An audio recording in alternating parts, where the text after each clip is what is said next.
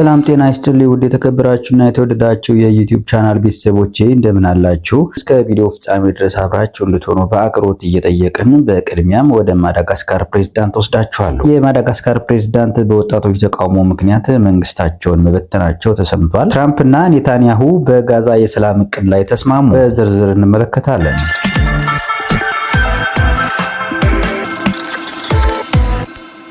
ውሃና መብራት ለረጅም ጊዜ በመቋረጡ ምክንያት የተቀሰቀሰውን የማዳጋስካር ወጣቶች ተቃውሞ ተከትሎ የአገሪቱ ፕሬዝዳንት መንግስታቸውን እንደሚበትኑ አስታወቁ። ፕሬዝዳንቱ አንድሪ ራጆሊና ሰኞ ዕለት በብሔራዊ ቴሌቪዥን በተላለፈ ንግግራቸው የመንግስት አባላት የተሰጣቸውን ስራ አላከናወኑ እንደሆነ ለዚህ እውቅና እንሰጣለን፣ ይቅርታም እንጠይቃለን ብለዋል። ጄንዚ በመባል የሚጠሩት በሺዎች የሚቆጠሩ ወጣት የአዲሱ ትውልድ አባላት በተቃውሞ ሰልፍ የሀገሪቱን ከተሞች ማጥለቅለቅ የጀመሩት ባለፈው ሳምንት ሐሙስ ዕለት ነበር። በአብዛኛው ወጣት የሆኑ ተቃዋሚዎች መኖር እንጂ ዕለት ተዕለት ከሚያጋጥመን ችግር እየተረፍን ህይወታችንን መግፋት አንፈልግም የሚል ሐሳብ ያለው መፈክር ሲያሰሙ ሰንብተዋል። የተባበሩት መንግስታት የሰብአዊ መብቶች ኃላፊ የአገሪቱ ጸጥታ ኃይሎች ተቃውሞውን ለመቆጣጠር በተጠቀሙት አላስፈላጊ የሆነ ኃይል ምክንያት ቢያንስ 22 ሰዎች እንደተገደሉ እንዲሁም 100 ሰዎች እንደቆሰሉ አስታውቀዋል። የማዳጋስካር የውጭ ጉዳይ ሚኒስቴር በበኩሉ በተባበሩት መንግስታት ተቋም የወጣው ቁጥር በአሉባልታ ወይም የተሳሳተ መረጃ ላይ የተመሰረተ ነው በማለት ውድቅ አድርጎታል። በሀገሪቱ በዋና ከተማ አንታናናሪቮ የተጀመረው ተቃውሞም በ8 ከተሞች ተስፋፍቷል። በዋና ከተማ አንታናናሪቮ አመጽና ዘረፋ ሪፖርት መደረጉን ተከትሎ ከአመሻሽ እስከ ንጋት ድረስ የሚቆይ ሰዓት እላፊ ተጥሏል። ፖሊስ የተሰበሰቡ ሰዎችን ለመበተን የፕላስቲክ ጥይትና አስለቃሽ ጭስ ተኩሷል። የተባበሩት መንግስታት የሰብአዊ መብቶች ከፍተኛ ኮሚሽነር የሆኑት ቮልከር ቱርክ በጸጥታ ኃይሎች ኃይል የቀላቀለ እርምጃ መደናገጣቸውን ገልጸዋል።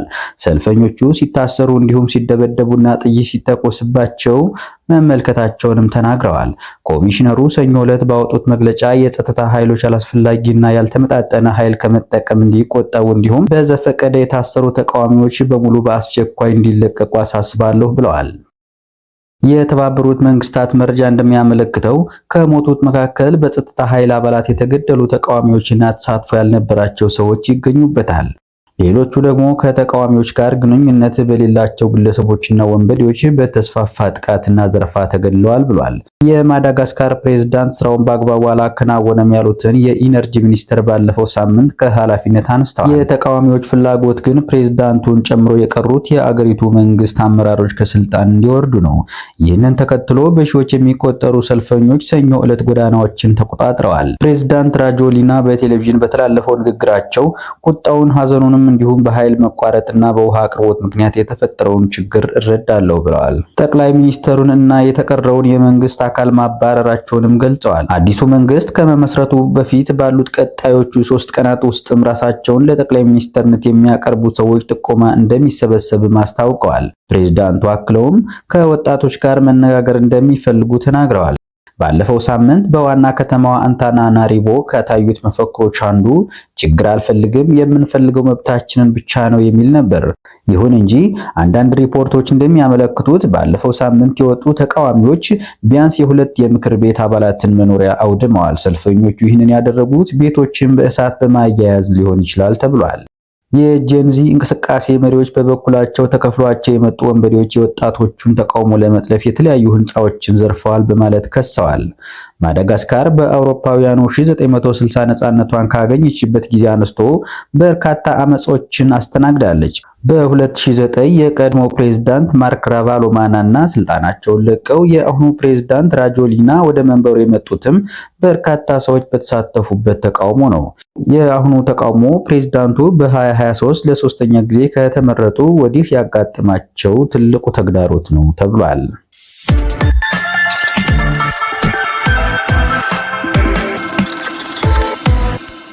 በሌላ ዜና ትራምፕና ኔታንያሁ በጋዛ የሰላም እቅድ ላይ ተስማሙ። የአሜሪካው ፕሬዝዳንት ዶናልድ ትራምፕ እና የእስራኤል ጠቅላይ ሚኒስትር ቤንያሚን ኔታንያሁ አዲስ የጋዛ የሰላም እቅድን በተመለከተ ስምምነት ላይ መድረሳቸውን አስታወቁ። የሁለቱ መሪዎች እቅድ ወታደራዊ ኦፕሬሽኖች በአፋጣኝ እንዲቆሙ እንዲሁም ሐማስ በ72 ሰዓታት ውስጥ 20 እስራኤላውያን ታጋቾችንና የሞቱ ታጋቾችን አስክሬን እንዲያስረክብ ምክረ ሐሳብ አቅርበዋል። በምላሹም በመቶዎች የሚቆጠሩ የታገቱ የጋዛ ነዋሪዎች የሚለቀቁ ይሆናል። መሪዎቹ በዋይት ሃውስ ውይይት ካደረጉ በኋላ በሰጡት መግለጫ ትራምፕ ለሰላም ታሪካዊ ቀን ሲሉ እቅዱን አሞካሽተውታል። ሐማስ በሰላም እቅዱ የማይስማማ ከሆነ ኔታንያሁ የጀመሩትን ሐማስን የማጥፋት ዘመቻ አሜሪካ እንደምትደግፍ አክለዋል። ኔታንያሁም ሐማስ እቅዱን ካልተቀበለ ወይም ካልተገበረ እስራኤል የጀመረችውን ትጨርሳለች ሲሉ ዝተዋል። በእስራኤል ይዞታ ስር የሚገኘውን ዌስት ባንክ የሚያስተዳድረው የፍልስጤም አመራር ትራምፕ እያደረጉ ያሉት ጥረት ቆራጥነት የተሞላው እና እውነተኛ ነው ብለዋል። የፍልስጤሙ ዋፋ የዜና ኤጀንሲ ላይ በወጣው መግለጫ የፍልስጤም አስተዳደር በጋዛ ላይ የተከፈተውን ጦርነት ለማስቆም ከአሜሪካ ከቀጠናው አገራትና አጋሮቻችን ጋር በጋራ ለመስራት አሁንም ቁርጠኛ ነን ሲል አቋሙን አስታውቋል። አስተዳደሩ ጦርነቱን ከማስቆም በተጨማሪ ወደ ጋዛ ሰብአዊ እርዳታ እንዲገባ እንዲሁም የታጋቾችና እስረኞች ልውውጥ እንዲካሄድ እንደሚሰራ ገልጿል። የተባበሩት አረብ ኤሚሬትስ፣ ሳውዲ አረቢያ፣ ኳታር፣ ግብጽ፣ ዮርዳኖስ፣ ቱርክ፣ ኢንዶኔዥያ እና ፓኪስታን በጋራ ባወጡት መግለጫ ትራምፕ የጋዛን ጦርነት ለመግታት እያደረጉ ያሉትን ያላሰለሰ ጥረት እንደግፋለን ብለዋል። ስምምነቱ እንዲተገበር ከአሜሪካ ጋር ለመተባበር ዝግጁ መሆናቸውን አክለዋል። የሰላም እቅዱ የሁለት ሀገራት መፍትሄ መስጠት እንዳለበትና ጋዛ ከዌስት ባንክ ጋር ተሳስራ የጠቅላላው የፍልስጤም አስተዳደር አካል መሆን እንዳለባት አገራቱ ገልጸዋል። ለተኩስ አቁም ስምምነት ቅርብ የሆኑ የፍልስጤም ምንጭ ለቢቢሲ እንደተናገሩት ዋይት ሃውስ ለሐማስ 20 ነጥቦችን አቅርቧል። ሐማስ ጋዛን ከዚህ በኋላ ማስተዳደር እንደማይችልና በጊዜው ሂደት ፍልስጤም እንደ ሀገር እንደምትመሰረት ተጠቅሷል። የቀረበው የሰላም እቅድ የሚተገበር ከሆነ ወታደራዊ ኦፕሬሽኖች በአፋጣኝ የሚገቱ ይሆናል።